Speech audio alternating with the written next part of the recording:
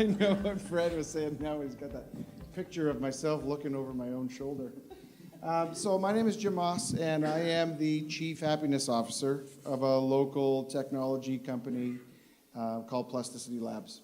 And I'm going to tell you a little bit of a story about how I became that, and what I was in a previous life, what I learned through a period of adversity, and based on that, how we started the company and what that tells us about leadership and organizational success.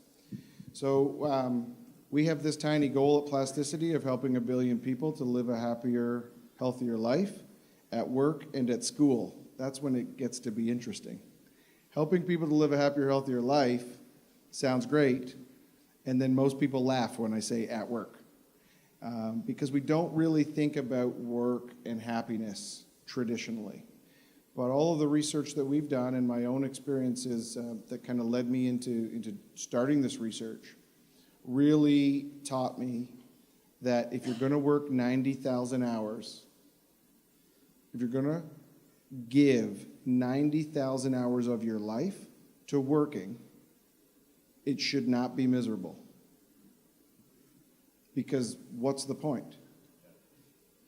And depending on what you do and how much you're able to extract joy from actually what you make, it might not be the product.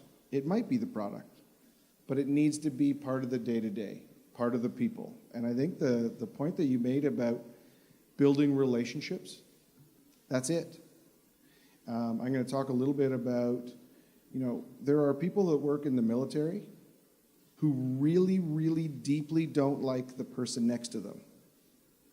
But they will go back into a fire to retrieve their dead body and bring it home out of respect for their family and their joint commitment towards what they do. And so sometimes when you're looking for examples of leadership, it's helpful to go to like the real extreme examples and then find a way to tie those examples back to the day-to-day. But part of the problem, or one of the challenges to organizational leadership, has been that we see extreme examples, but we don't bring them in to the day-to-day. So we don't think that day-to-day performance is typically as important as these really extreme examples. And I would challenge you to say day-to-day performance is the most important, and it actually avoids the need for the extreme examples. In fact, that's very much the way that you run much of your organization, is do the little things, shave the second off that you can consistently to get to the goal. I don't know which way to point. You're good. There we go. So, before I was Chief Happiness Officer, that was me. I was the axe. So I played professional hockey and professional lacrosse. So I had a really great childhood, very fortunate, got to play my sports. My parents drove me all over Ontario and then all over North America, and then we flew all over the world. And I had a very, very fortunate experience in sports. I had great coaches. How many of you have played organized sports in your childhood? Did you have the fortunate experience of being raised by a village? I still have grandparents who aren't my biological grandparents all over the province, where if I was out of line, they told me like they were my own grandparents. And so all of these experiences led to me really developing a lot of positive behavioral patterns and personality traits, character traits. I was playing in Albany, New York in professional lacrosse, and then one day we actually lost the championship, and it was in the 10 minutes after we lost the championship game. The general manager of the Albany team comes in and he said, "I've got terrible news. The team has been sold." And it was oh. And then he said, "To San Jose." And we were like, "What? That's not such terrible news. We're in Albany, New York right now." How many of you have been to Albany, New York before? How many of you suggest people having Albany, New York on your bucket list? Nobody. But San Jose, California, so our team got bought by the San Jose Sharks. And so I had a really good season that year, and they asked if I would move there and be the poster boy for the new franchise, new organization. And so that was great. My girlfriend at the time, I asked her to marry me the next day. She said yes. We got married the next day and didn't tell anybody at Toronto City Hall, because the deal that I made with the San Jose Sharks was that they'd get us our green cards, and if we were married, she would get her green card as well. So we ended up moving to California, had a great, fantastic career, 9 years. Lacrosse was awesome because you had the opportunity to have a job Monday to Friday, and you played professionally on the weekends. So it was a little bit like the greatest beer league and a paycheck, but you still went to work, and it was the best of all worlds. My day job was working for one of the manufacturers who made all of the equipment. And so, how many of you are familiar with lacrosse? Right, so they gave me, so when I played hockey, they said that I had hands like a snake. So like, don't give him the puck. Bad things will happen. But I was a good leader, and I could hit like a freight train. That was my specialty. And in lacrosse, they gave me between a 48 and a 72-inch piece of titanium and told me to hit people with it. And you can get really, really good at that. So I became the axe. I was actually playing in Toronto, and I kept taking this guy's stick out of his hands. And finally, I broke his stick right in half, and the announcer said, "It's like he's got an axe." And at that point, I became the axe. So in my day job, I would travel all over the Western United States promoting the sport of lacrosse, because it was just really growing at that time, and then working with the manufacturer to sell, or the retailer, sorry, to sell in the goods. And so my day job was selling lacrosse, and my weekend job was playing lacrosse. It was great. One day in 2009, in the springtime, I was flying back to Baltimore for our head office for like an annual sales meeting, and I got the H1N1 virus, and I caught it on a plane. And you probably remember there was like a time period there where everybody was getting it, and I spent the worst 7 days of my life probably in a Holiday Inn Express in the Inner Harbor of Baltimore, and I joke that they probably should have just burned that place to the ground when I was done. But then I got on a plane not realizing what I had and flew home. And it turns out that a bunch of other people caught it because of me getting back on a Southwest flight. About 6 weeks later, I was getting better, and so I returned to work, and I went to see my favorite customer. He was in Salt Lake City in Utah, and his name was Fish. He's kind of this hippie guy. And I get there, and he says, instead of, you've had this really tough 6 weeks of dealing with this illness. And so he said, instead of us meeting in the boardroom, I've hired us a guide, and we're going to go fly fishing up in the mountains. And we went fly fishing, and I caught the West Nile virus that day. I didn't know it. I got very sick again, and all the doctors just said, "You're still sick. You've gone back to work too early." And turns out they actually were so good at measuring the strain of West Nile virus, they came and said, "Were you in this creek on this day?" And so I was the 9th person that they had found this specific strain of the West Nile virus in my blood.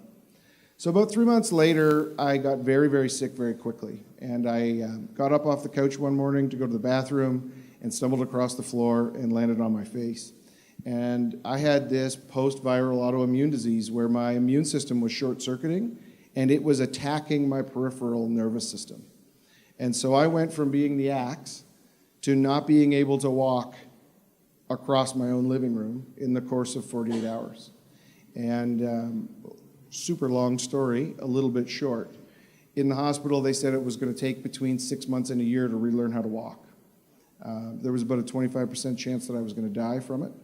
And there was about a 25% chance that I wouldn't ever get all the way better, that there would be major effects that would linger. In the hospital, I started to notice, so I had been a professional athlete. I thought about performance as on the field on Saturday night in front of 20,000 fans. That's what performance was. But I was about to see that performance is actually everybody doing the mundane things that we do every day really, really well, and that's what adds up to keeping the world ticking. Where we put this spotlight on this type of performance, and I was guilty of it myself, and we take for granted how many people need to perform exceedingly well to make things work. So I'm in the hospital, and I noticed that the mood of the nurses and the doctors and the staff has an impact on my mood. So one of the nurses had to come in. They would help me walk to the bathroom in the hospital room. And it takes so long, it takes me 10 minutes that we actually stop and have a break. And the first nurse on this one morning said, "You better get used to this because you're going to be like that for a long time." So she's got this really successful motivational speaking career now. So that was leadership, but that is bad leadership. What she was saying was not incorrect necessarily. I did need to accept some of what was happening to me, and it may have been for a long time. Time is very relative. She was trying to manage my expectations so that I would stop bugging her to come and help me walk to the bathroom, and I would pee in the cup that they gave me. That's functionally what she was trying to do. Later that same day after dinner, same process. I have to go to the bathroom. A nurse comes in. We go halfway, have a break. But she said to me, "Don't you worry, sweetheart. We're going to get you back on your feet in no time." That is what I needed. That was the message that I needed to hear. And what I took away from it was, I need to take control of my own mood, first of all, because after the first message, I did go back to the bed and wasted 8 hours. 8 hours that I could have been spending trying to get better, I wasted thinking about all the things that I was going to be losing in my life. And instead, she said, "Don't worry. We," meaning they're going to do stuff, and I need to do stuff. "We are going to get you back on your feet in no time." And so I needed to be able to take care of my own mood, but I also needed to be resistant to whatever mood came through the door, and I even started to learn how to reverse that process a little bit. So I started to do, I looked for this research on how to take control of your mood, and I found a ton of interesting social psychology research on gratitude, and that by being grateful in the moment, it's the simplest way to actually change your neurochemistry and presuppose yourself to be in a more positive mood. So it actually is like a neural hack, where you take a minute to notice what you're grateful for, it changes your brain chemistry. So I started to do that. I'll tell you one really funny story when I realized that it was really important. The way that you are supposed to do it is to write it in a journal. And when you write in a journal, that's a private thing. But there was a day when I was reflecting that all the things in my journal were actually about other people. And so I noticed, this is helping me, but wouldn't it be beneficial if somebody was grateful for you, that you knew that they were grateful for you? So, how many of you have spent any time in the hospital? How was the food? Not awesome. So there's one day, food comes up, and it was meatloaf. And I kind of joke that the meat component was questionable, but it was definitely loaf. But it was actually really good. And so I wrote a note and I said, "Super grateful for the meatloaf," and I put it on the tray. Well, apparently this is an intensely outlying event because the porter took the tray immediately to the kitchen staff, and they're like, "Somebody is grateful for the work you do every day, all day." What did they do? They sent me back 2 more pieces of meatloaf. It's funny. It wasn't the point, but it definitely demonstrated that by sharing what I was grateful for, instead of just keeping it to myself, having had noticed, it was creating utility. They were adjusting their behavior to do what they could for me. So I'm a bit of a hacker. So I wrote another note, and I was like, "Also grateful for the banana pudding." And boom, 2 more orders of banana pudding came up. So 3 weeks later, I actually wrote a note, and I said, "I'd be grateful if you didn't send any more banana pudding." And they said, "Us too, we've only been making it for you." So for 3 weeks, they were changing what they did at work to do what they could to give me a better experience as the patient, right? They couldn't give me medicine, they couldn't give me the therapy I needed, but they could try and give me more of what I needed because they were empathizing with my position. And so a lot of that happened. A lot of that happened. And I ended up relearning how to walk in 6 weeks. And so we were actually pregnant with our second child. Sorry, my wife was pregnant. I was married to a person who was also pregnant. And they were so certain that we were going to have the baby while I was still in the hospital that they started setting up the room for us to have like a family suite. And the bill was $825,000 because this is in the United States. So we became intensely grateful for OHIP, and we moved back to Ontario. And so I went back to university because I couldn't return to my job. My condition actually recurs 2 or 3 times a year for a couple of weeks. I end up on a cane, maybe in bed. But I wanted to know why our mood impacts performance so much. And so I started studying social psychology. And what they had said was they found this thing that I had, which is called post-traumatic growth syndrome. So everybody's heard of PTSD, post-traumatic stress disorder.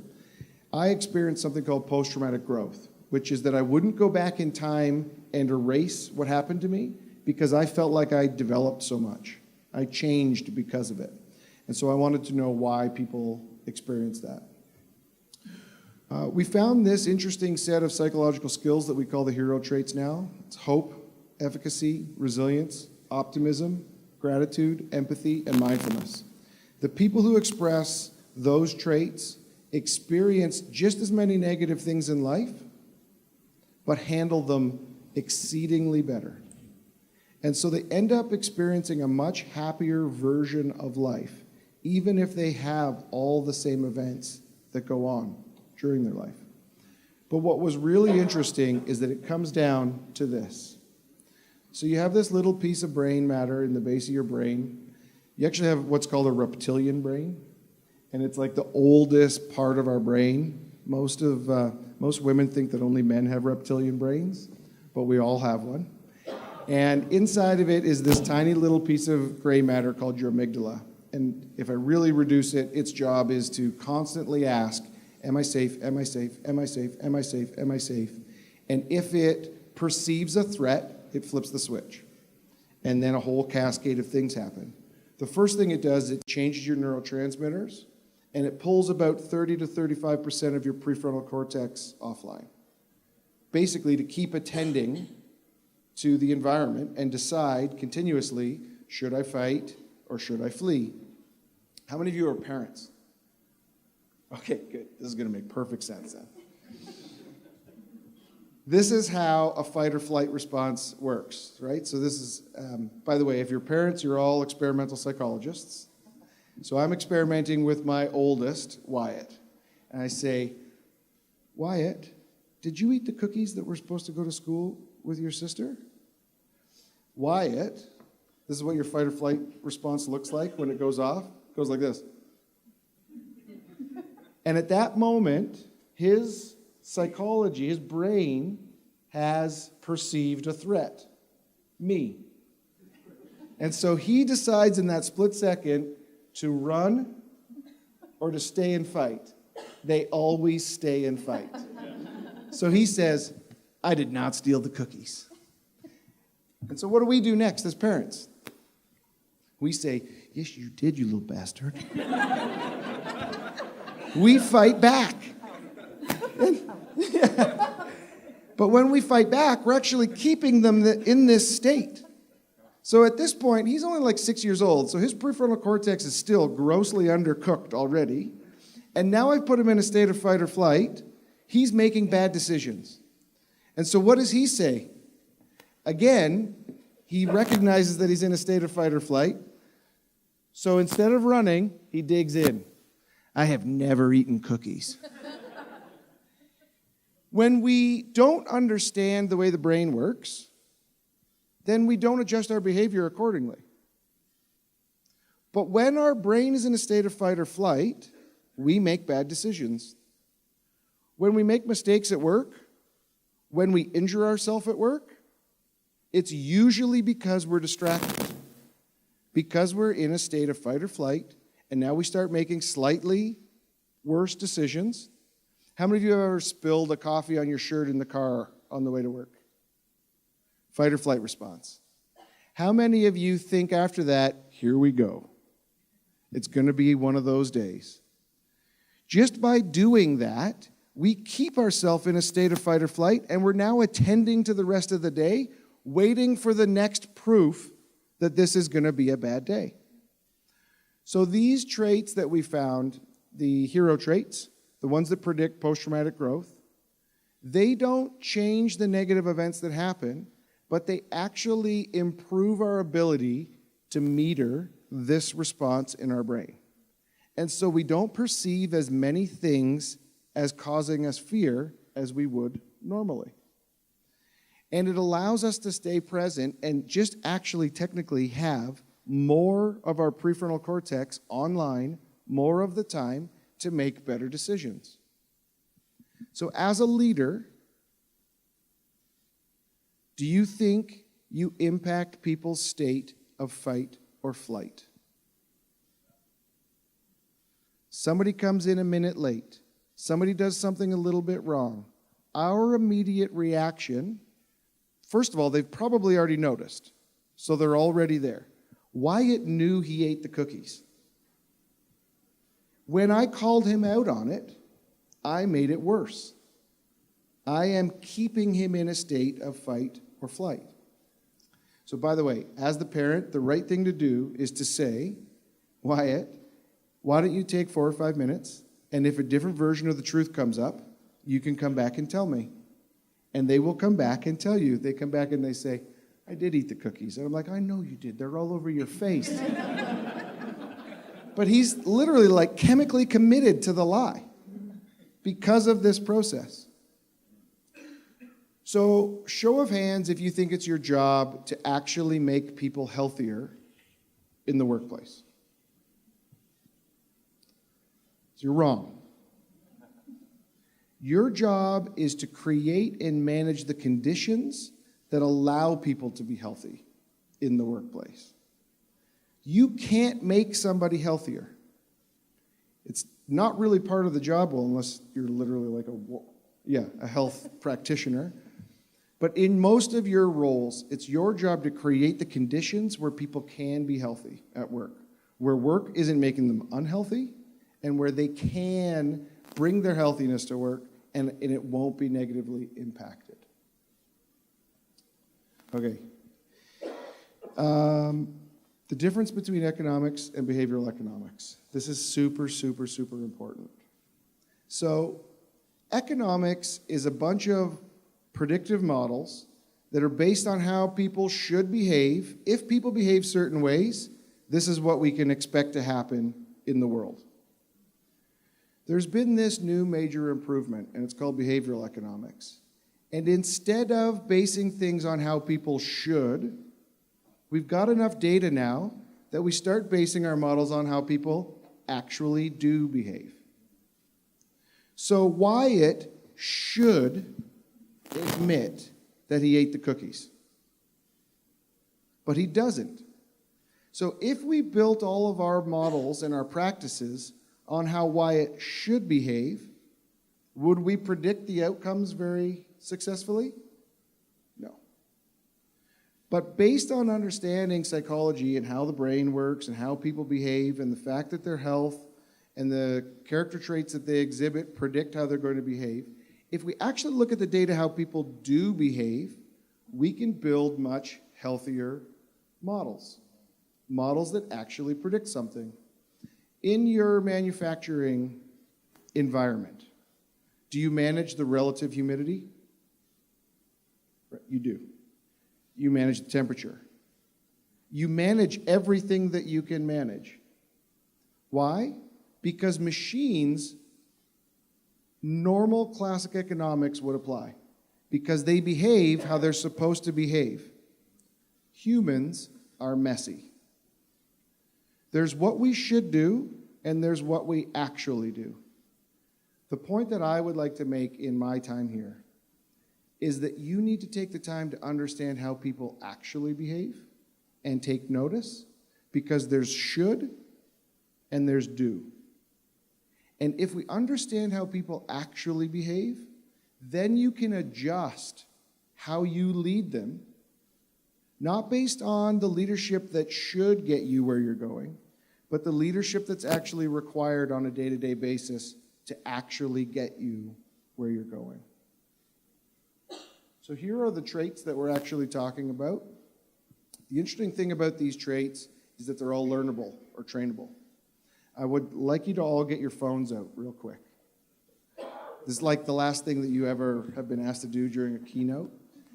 I want you to send a text message, a Facebook message, a tweet, something to somebody and say this: I'm grateful for you. Sorry. Pick somebody that you're actually grateful for and send them a message and say, I'm grateful for you. This is an experiment that's going to hatch over the course of the next 15 minutes.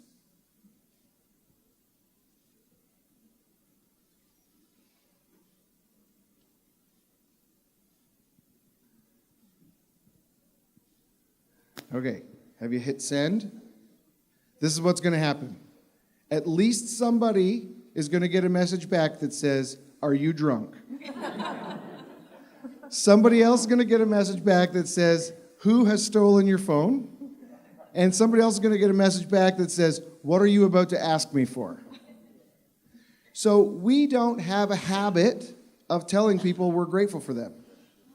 And that's why it's such a shock when we send them a message and they assume that we're drunk. It'll be your spouse. Your spouse will say, have you been drinking? So the interesting thing about these traits, hope, efficacy, resilience, optimism, gratitude, empathy, and mindfulness, is that they're actually skills. So only, oh, you got one. What does it say?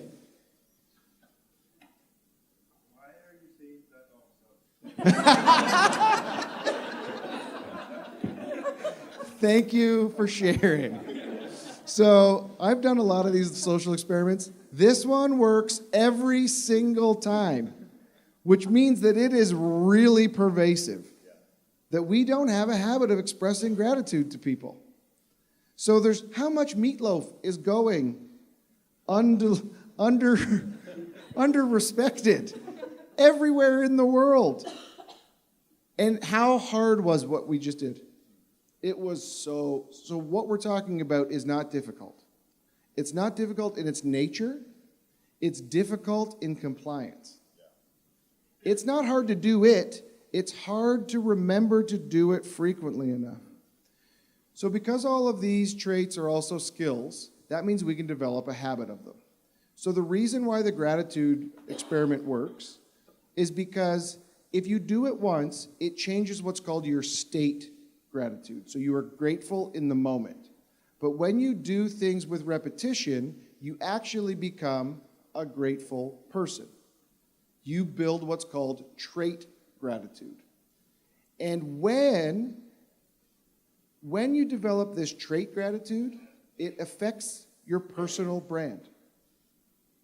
What people expect from you changes. So if you are a grateful leader, do you think people are going to go above and beyond or do less for you? It becomes a currency. When you're grateful for the work, when you're grateful for things that you might just take for granted, you know what? You're on time and ready to go every time. And that matters. That adds up. Taking the time as a leader to call out the things that actually matter and build relationships on little, tiny, simple performance metrics that continuously make things work better, that builds a foundational relationship and a style of communication that is so much more pro-social. Is anybody, I just heard another ding. Someone's grateful for you. Are you drinking? Yes. 2 out of 3. Please put your hand up if you get the one that says, what are you about to ask me for? Or what do you want? Because then I'll have the trifecta. What do we got here? So the last thing I would like to say is that the people with these traits, the people who take the time to develop these traits, so in me, my sports developed these traits. We didn't call them these things. We didn't call it optimism. We didn't call it resilience. But in a 7-game series, and you're down 3 games, and you come back and play the 4th game, you're demonstrating resilience. You're demonstrating hope and optimism by even showing up to do it again. When people have the highest levels of these traits, it actually predicts that they have the highest level of physical health and well-being. They heal faster from colds. They're less likely to take a day off work when they're on the bubble. So it shows up in their actual well-being. But why that is so important is because all of the data that we've collected over the past 6 years, we've looked at engagement, culture, inspiration, training, and satisfaction. None of them predict performance at an organizational level better than well-being. And little things like being grateful for meatloaf, when they're done enough and create a culture of well-being, it predicts the actual health of the employees. And then that health comes to work every day. So for my portion of this leadership discussion, I would like to challenge you, and the automotive industry is a pretty traditional industry. If I had have walked into a plant 30 or 40 years ago and talked about grateful meatloaf, first of all, it would have never happened. I would have never even been invited in. It would be ridiculous. And to a certain extent, and in many places, it would still be ridiculous. But here I am. So this is you demonstrating an openness to a different type of leadership already. But my challenge to you is to think about leadership as human-centered leadership. Take the time to understand humans for how they actually behave, how they actually feel. And then when you are exercising that humble, flexible approach to leadership, you're taking the time to actually consider people as individuals and try and flex your style on that given day to what they need on that given day to move you all towards the goal. If there were if we didn't require flexibility, robots would be the correct leaders. The piece that's going to be left is the human piece. Fast forward every day, and as we automate away the things that can be automated, and we should, what will be left is the human part. And so, become a human-centered leader. Take the time to learn about these simple things. There's no way you won't go back out into the world and identify them when they're happening. And some of you are going to get some more time-released responses to your gratitude note. And you're going to see those people in real life, and they're going to remember it and be like, so what was that?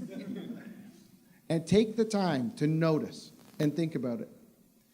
And move performance from thinking about the big game, the Super Bowl, to all the work that went into getting to the Super Bowl. Because it's all the little things, all the little tiny human interactions, done with repetition and consistency, that put people at the center of decision-making that actually will add up to people being healthy and happy at work, and then more predictable performance outcomes. Thank you very much.